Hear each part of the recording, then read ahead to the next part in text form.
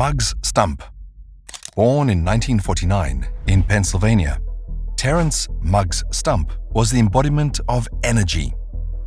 Growing up in a working-class family, Muggs wasn't just athletic, he was a force of nature. From fishing and hunting to camping with his father and brothers.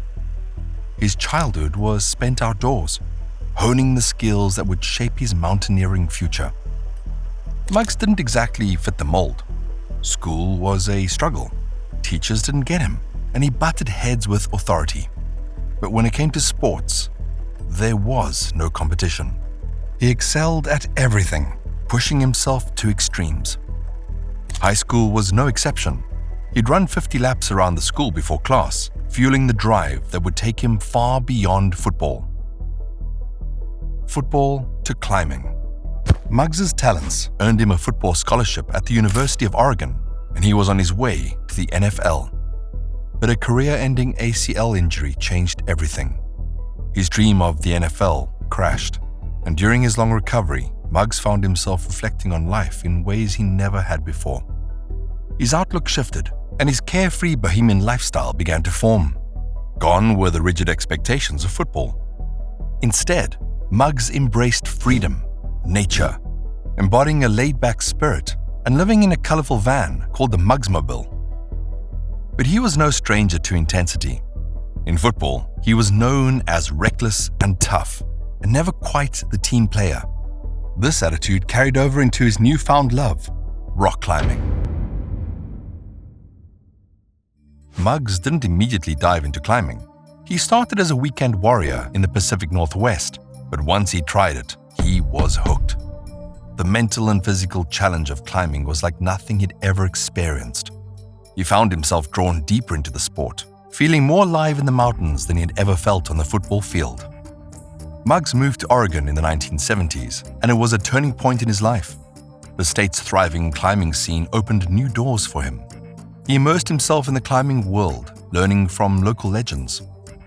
By now, Muggs had begun to make a name for himself with bold decisions and a minimalist style that set him apart. He climbed light and fast, focusing on efficiency and raw skill.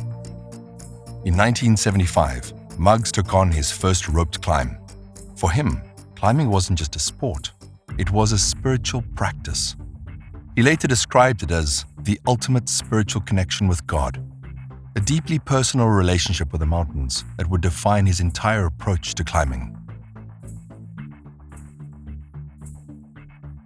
In 1977, Muggs spent 2 months in France, tackling classic snow and ice routes. His love for the mountains and his risk-taking spirit made him perfect for tackling the wildest alpine walls. In 1978, he and 3 others attempted the second ascent of Hummingbird Ridge on Mount Logan, Canada's highest peak.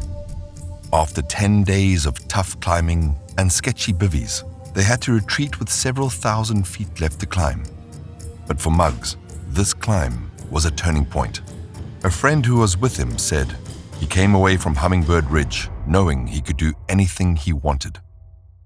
The same year, Muggs and Jamie Logan took on the Emperor Face on Mount Robson, one of the most iconic features in the Canadian Rockies. The 4,000-foot wall had never been climbed, despite many attempts by top climbers.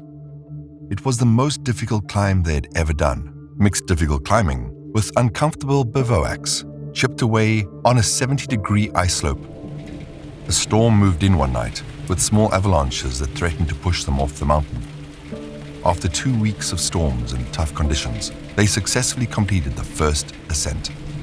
In Antarctica, Muggs found a playground unlike any other. He climbed Mount Gardiner's southwest face and Mount Tyree's west face, solo and without bivy gear, completing both in just 1 day. These weren't just climbs, they were a test of everything Muggs was made of. They were grueling physically, but also spiritually, pulling him into a deeper connection with the earth that few climbers ever get to experience. But as wild and merciless as Antarctica was, it wasn't enough. Something was still missing. Alaska was calling him, a place just as unforgiving, but with a promise of something bigger, something wilder. And Muggs, never one to shy away from the impossible, couldn't ignore it. What was waiting for him in Alaska was a challenge that would change everything. Before his first trip to Antarctica in 1980, Muggs had already ventured to Alaska, which would later become his spiritual home. In 1984, he wrote to his parents, "Subarctic lands have such a vast, quiet beauty, a stillness that I really hope I get the chance to share with you." The freedom and pioneer atmosphere of Alaska appealed to his free-spirited nature. In the late 1970s and early 1980s, Muggs worked as a salmon fisherman off the Alaskan coast, earning his living between climbs. Later, he guided extensively on Denali and other peaks in the Alaskan range. 1981 East Face, Moose's Tooth, Alaska, with Jim Bridwell. The east face of Moose's Tooth in Alaska is a nasty, crumbly 4,500-foot alpine face that turned back some of the best climbers by 1981. Muggs and Jamie Logan had attempted it in 1979, only to be stopped by rock and icefall. In 1981, Muggs returned with climbing legend Jim Bridwell. They had to wait out a 5-day storm, during which a massive avalanche swept down the face. When they finally started, they enjoyed a bit too much whiskey the night before. They talked about whether to wait another day. Muggs, ever the adventurer, said, "Let's climb this thing as high as we can before we realize what we're doing." So with minimal gear and starvation rations, they climbed over the next 4 days. Despite the risky conditions, they made it. And Muggs later admitted the climb was unjustifiably risky and probably shouldn't be repeated. 1981 Moonflower Buttress Ascent, Mount Hunter, Alaska, with Paul Aubrey. Muggs's favorite climb was the Moonflower Buttress on Mount Hunter, Alaska, a route known for its extreme technical difficulty. In 1981, Muggs and Paul Aubrey took on this 4,000-foot beast, one of the most challenging routes of its time. With vertical ice and overhanging rock, it was the perfect challenge for Muggs's light and fast approach to climbing. Despite poor visibility, a storm, and unpredictable conditions, they completed the climb in just 5 days, an incredible feat given the harsh weather. Muggs helped pioneer the minimalist style, setting a new standard in alpine climbing. Reflecting on the climb, Muggs said, "I felt part of something grand, yet isolated. My thoughts my own." The climb wasn't just about the route. It was about understanding myself and my life. This climb solidified his reputation in the climbing world, not only for his physical strength, but for his ability to problem solve in extreme conditions. Muggs later wrote, "I'm lucky to live this life. Freedom isn't political or social. It's the freedom of spirit." Despite his legendary feats, Muggs was always striving to be humble and open, constantly grappling with his own ego and insecurities as he sought balance. 1991 Cassian Ridge, Denali, Solo Ascent. After conquering the Moonflower Buttress, Muggs set his sight on a new challenge, Denali, the highest peak in North America. His solo ascent of Cassian Ridge in 1991 is one of the most legendary climbs in mountaineering history. The Cassian Ridge is infamous for its brutal weather and technical difficulty. It's one of Denali's hardest routes. Muggs was about to tackle it alone. While a group of climbers struggled in the storm, off route and searching for shelter, they were stunned to see a lone figure climbing rapidly through the storm. It was Muggs, carrying only ice tools, a liter of water, energy bars, a stove, and a parka. They offered shelter, and Muggs considered it briefly before deciding to press on, trusting his weather sense from years in the Alaska range. He felt the storm wouldn't worsen, so he continued. Despite knowing the dangers and having climbed the route before, Muggs felt a unique serenity, saying, "I felt very comfortable being up there alone, at home." His intuition paid off as the clouds cleared, and within hours, he was climbing in the morning sun. Muggs completed the climb in 15 hours, a route that normally takes 4 to 5 days for rope teams.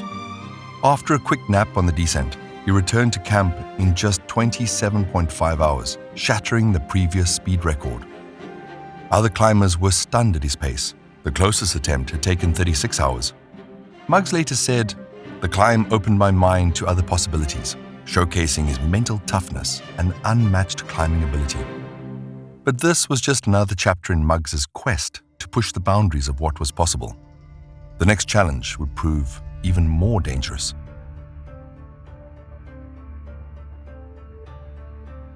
But for all his external achievements, Muggs's journey wasn't just about mountains. The inner struggle, the emotional toil, the relationships, and the search for balance was a battle just as intense as any climb.